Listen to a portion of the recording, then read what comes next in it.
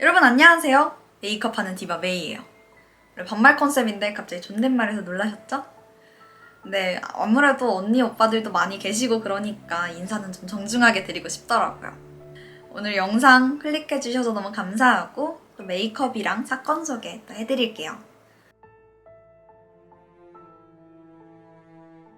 사진 속 여성은 33살의 사라 에버라드야. 런던에 살면서 마케팅 일을 하고 있었어. 완전 능력 있는 커리어 우먼이지.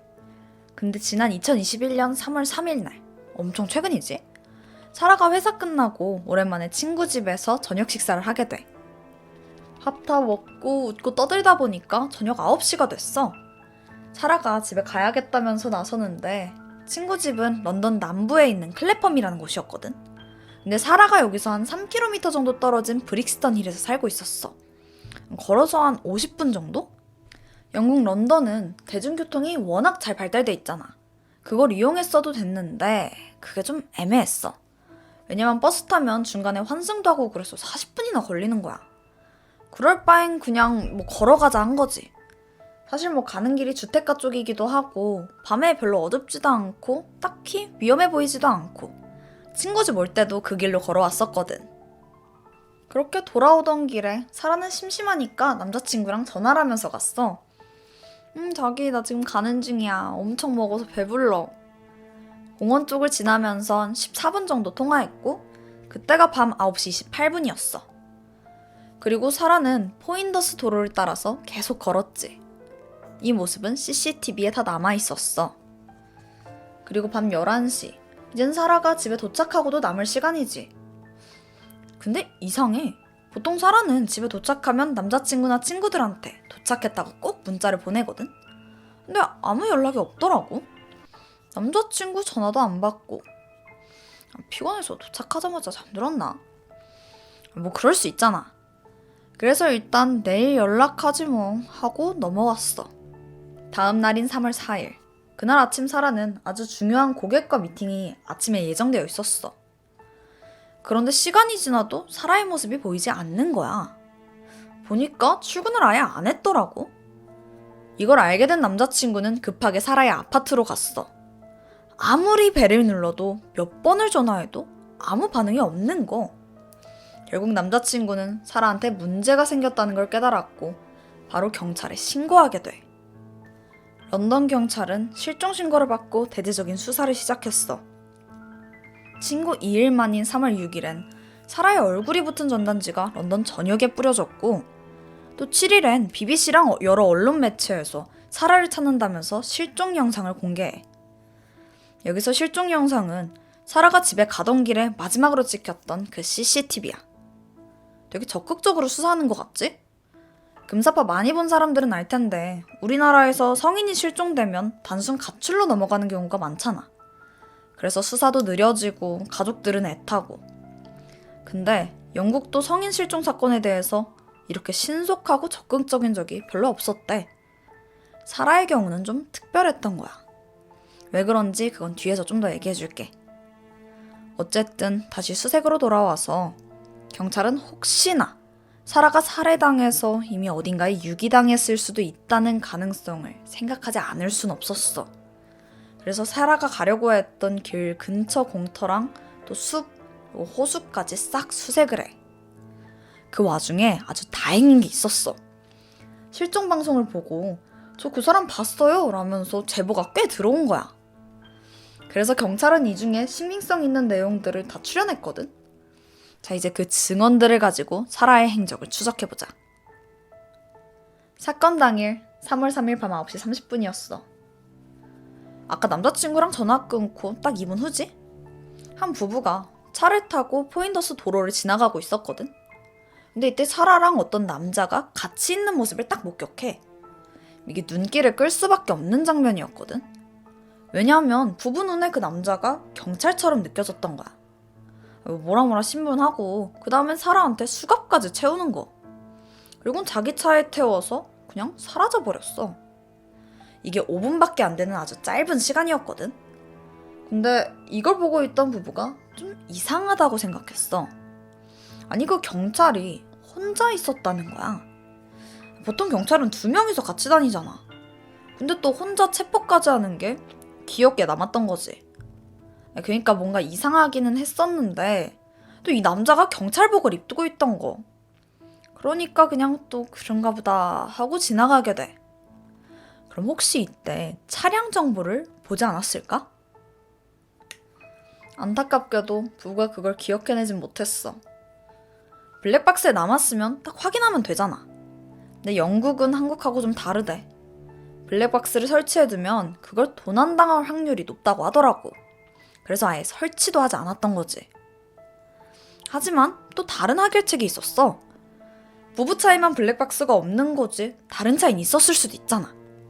그래서 그 당시에 주변에 주차되어 있거나 아니면 거길 지나갔던 차들을 다 수소문해서 블랙박스를 애타게 찾았거든? 대박, 나왔어. 당시 사라랑 경찰복 남자가 있었던 그곳 근처에 버스 한 대가 세워져 있었는데 여기 카메라에 모든 상황이 다 녹화되어 있었던 거. 보니까 차 종류는 흰색 벅소울이었고 또 차량 번호도 선명하게 찍혀 있었어. 경찰이 바로 조회했지. 근데 이 차량은 렌트카였어. 심지어 런던에서 50km 정도 떨어진 켄트라는 곳의 도버 지역에서 빌린 거야. 오케이, 그러면은 이걸 빌린 사람이 누구냐는 거겠지? 서류상 차를 빌린 사람은 켄트의 경찰관이었던 웨인 쿠젠스야. 진짜 경찰이더라고. 일단 런던 경찰은 웨인 쿠젠스의 집을 급습했고 그 사람을 체포하는데 성공해. 지금 이 영상이 체포됐을 때 경찰이 찍어준 바디캠 영상이거든? 경찰이 쿠젠스한테 사라 사진 보여주면서 이 여자 아냐고 질문하지? 그니까 이 남자가 전혀 망설임도 없이 몰라요? 이렇게 대답하더라. 확실해요? 경찰이 계속 추궁했지. 그니까 그제서야 포기했는지 쿠젠스는 그래요, 내가 납치했습니다 이러면서 모든 사실을 털어놓게 돼.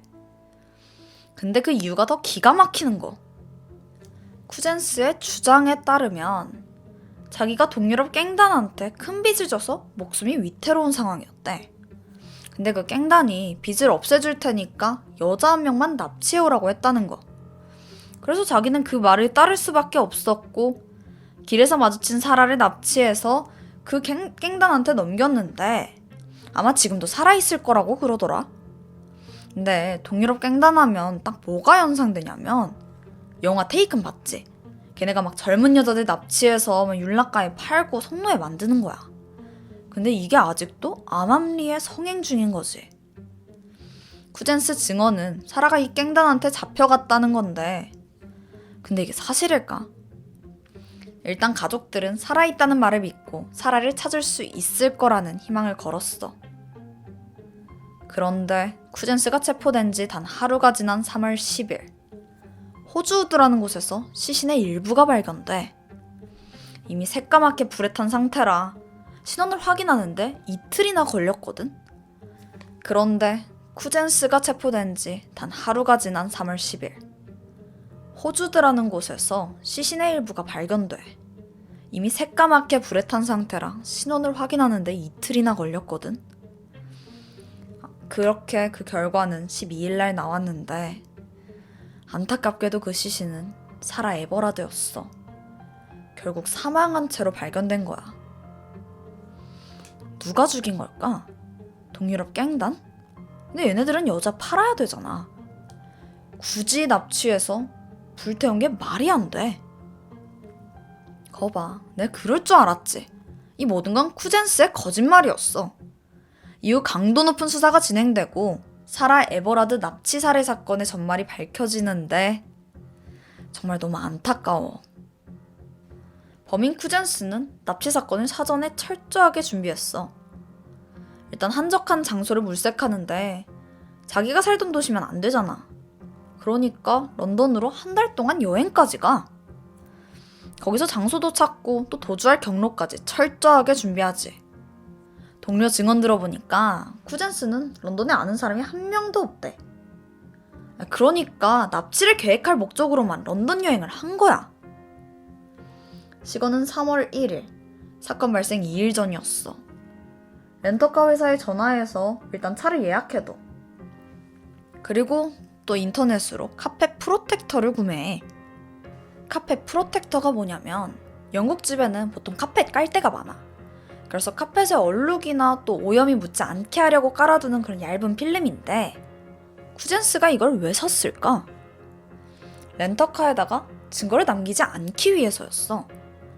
범인이 사전에 뭘 샀는지에 따라서 이게 계획범죄인지 아닌지 판단하는 거 알지? 3월 3일 사건 당일이야. 쿠젠스 경찰이잖아. 그날 일을 다 끝내고 총을 반납하지 않은 채로 퇴근했어. 그리고 바로 렌트카 회사로 가서 예약해둔 차를 받았지. 런던에 도착했고 미리 받은 포인더스 도로에서 그 렌트카를 타고 어슬렁거렸어. 그러다 마침 밤길을 혼자 걸어가던 사라를 발견한 거야. 지금 이건 사라가 저쪽 멀리서 걷고 있는 CCTV 장면인데 바로 이 뒤에서 뒤쫓고 있는 쿠젠스의 차량이 발견돼. 이거 보이지? 당시 경찰복 입고 있었잖아. 그래서 경찰 신분증을 보여주면서 사라를 멈춰 세웠어. 그러고는 사라가 코로나 방역수칙을 위반했다면서 현장에서 체포를 해버린 거야. 당시가 2021년 3월이라 영국은 정말 코로나 규제가 심했던 상황인 건 맞아. 게다가 쿠젠스가 영장까지 보여주니까 사라는 당황하면서 속을 수밖에 없었던 거지. 사라 손에는 수갑이 채워졌고 순순히 쿠젠스 차량에 올라타. 이때가 언제였냐면 남자친구랑 통화를 끝내고 6분이 지난 9시 34분이야. 이후 쿠젠스의 차는 경찰서로 향한 게 당연히 아니었어. 지가 살던 켄트 도버로 향해. 사라가 얼마나 무서웠겠어. 길에서 갑자기 잡혀가지고 어디로 가는지도 모르고 그냥 2시간 동안이나 이 차에 있었던 거야. 켄트에 도착한 건 밤 11시 30분이었어. 쿠젠스가 렌트카에서 자기 차로 사라를 옮겨 태웠고 이번에도 미리 받은 한적한 시골 마을로 향했어. 그리고 거기서 사라를 범했고 이후 벨트로 목 졸라서 살해한 거야. CCTV 기록을 보면 다음날 새벽 2시 30분쯤에 쿠젠스 차가 찍혀 있었거든. 추정해보면 12시에서 2시 사이에 사라가 변을 당한 걸로 짐작할 수가 있어. 근데 범인이 살해하고 나서 뭐 했는지 알아? 아주 태연하게 카페에 가더니 타르트랑 핫초코를 시켜서 마시더라. 그리고 여유롭게 렌트카 반납했고 또 다른 지역으로 가더니 강에다가 사라의 핸드폰을 던져버리지. 이게 끝이 아니야. 3월 5일 아침 11시에 쿠젠스는 주유소에 가서 휘발유를 구입하더라. 그리고는 숲에 가서 사라의 시신 일부랑 또 사라 소지품들을 냉장고에 넣고 태워버린 거. 근데 전자제품을 태우니까 얼마나 연기가 많이 났겠어. 그래서 그 근처 지나가던 한 주민이 무슨 불꽃이 튀면서 뭐가 타고 있는 걸 목격하기도 했대. 범죄를 입증하는데 아주 중요한 정보였지. 이후에 쿠젠스는 다시 차를 몰고 지네 동네 도버로 가. 그리고는 샵에서 커다란 녹색 쓰레기 봉투를 2개나 샀지. 여기다가 나머지 시신 일부를 넣고 인근 연못에 유기하게 돼. 근데 더 황당한 게 남아있다. 3월 7일, 그러니까 시신을 유기한 지 2일 만에 태연하게도 자기 아내랑 2 아이들을 데리고 호주 우드로 여행을 떠나. 거기가 바로 사라를 살해하고 유기한 바로 그 장소잖아. 너무 소름 끼치지 않아? 가족들 앞에선 다정한 척 하면서 혹시 증거가 남아있는 건 아닌지 염탐하러 갔던 건 아닐까? 진짜 너무 소름 돋는다. 쿠젠스는 자기 범행이 완벽하다고 생각했어. 근데 생각보다 목격자도 많았고 심지어 CCTV에 떡하니 모든 게 다 찍혀 있었고 처음에 체포됐을 때 자기가 납치한 건 맞는데 살인은 아니라고 깽단이 그랬을 거라는 거지. 시신이 발견된 후에도 자기랑은 전혀 관련이 없다는 거야. 뻔뻔하게 4개월 동안이나 계속 우기다가 결국 7월이 돼서야 살인을 모두 인정하게 돼. 이후 영국 법정은 아주 빠르게 그를 재판에 세웠어. 그리고 대법원은 쿠젠한테 가석방 없는 종신형을 선고했지. 그때 판결했던 대법관하고 인터뷰를 했는데 쿠젠스가 끝까지 반성하는 태도를 보이지 않았다고 하더라고. 이게 말이 돼? 당시 영국에서 이 사건이 터졌을 때가 한창 경찰이 코로나 방역으로 좀 너무 심하게 잡는다면서 마찰이 있었을 때였거든. 그래서 더욱더 영국 전역에 분노가 들끓었어. 또 피해자가 여성이라는 점 때문에 젠더 갈등 이슈도 극에 달했지. 런던뿐만이 아니라 영국 곳곳에서 수백 명의 여성들이 나와서 시위를 하기 시작했어. 단지 여성이라는 이유로 피해자가 되고 있는 이 현실이 답답했나 봐. 근데 또 여기에 기름을 부는 사건까지 있었어. 경찰이 진압하는 과정에서 또 코로나 방역 지침을 어겼다고 그 시위대를 체포하고 폭력까지 행사한 게 알려지면서 정말 거센 비난 여론이 일었지. 심지어 경찰국장이 인터뷰를 했는데 사라가 좀 어리숙해서 그 체포 과정을 잘 알지 못해서 납치된 거다. 그러니까 여성들은 밤늦게 돌아다니지 말라 이러는데 뭐라는 거야 진짜? 범죄 원인이 밤늦게 돌아다녀서는 아니잖아. 이러니까 젠더 갈등이 더 심해졌던 거야. 또 어떤 정치인은 차라리 남성들의 통금 시간을 오후 6시로 제한해서 밤거리 여성 안전을 보장해야 된다 이러는데 이건 또 뭔 소리야. 이 사람들 대체 정신이 좀 어떻게 된 것 같아. 근데 사라 에버라드를 바라보는 또 다른 시각도 있었어. 이 사건의 피해자가 백인 여성이었기 때문에 혜택이 있었다는 주장이야. 실제로 영국에서는 매년 약 18만 명이 실종되는데 사라만큼 언론의 주목을 받은 사건은 없다고 하더라고. 실제로 1년 전에 21살의 여성 블레싱이 사망한 상태로 발견됐거든. 근데 익사였다는 거 외에 아무것도 밝혀지지 않았어. 담당 경찰은 그냥 설명하기 힘든 하지만 수상한 죽음이라고만 발표한 거. 근데 수상하다는 건 뭐가 있다는 거잖아. 근데 그냥 자살처럼 몰아간 거지. 근데 사라와 달리 블레싱은 그 어떤 언론도 주목하지 않았어. 그 누구도 나서지 않았던 거지.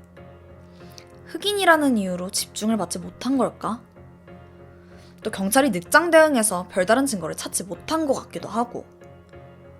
진짜 내가 사진 자료를 찾는데 그 사라에 비해서 블레싱은 남은 사진조차도 얼마 없더라고. 그것마저 너무 속상했어. 만약 흑인이 아니라 동양인이었어도 비슷한 상황 아니었을까? 어쨌든 사라 사건 이후 블레싱 사건에도 재수사를 해달라는 청원이 빗발쳤어. 그래서 2022년 5월에 시작됐는데 안타깝게도 사망한 지 2년이 넘은 시점에서 새로운 증거를 확보하기는 좀 어려웠지. 담당 경찰은 여전히 조사를 진행 중이다 라는 말만 하더라고. 오늘 내가 준비한 사건은 여기까지야. 정의로운 경찰인 척, 사실은 악마 같은 범인의 충격이었고 또 사라가 결국 사망한 채 발견돼서 그것도 너무 안타까웠어. 또 그게 백인 여성이라 수사가 빨리 될 수 있었다는 것도 뭐 세상에 이따위냐 싶더라고. 어쩌면 이런 사건들을 통해서 세상이 전부 핑크빛이 아니라는 걸 잘 말해주고 있는 거겠지. 오늘은 여기까지야. 난 다음 영상에서 또 새로운 스토리로 찾아볼게. 그럼 우린 다음 영상에서 만나자. 안녕.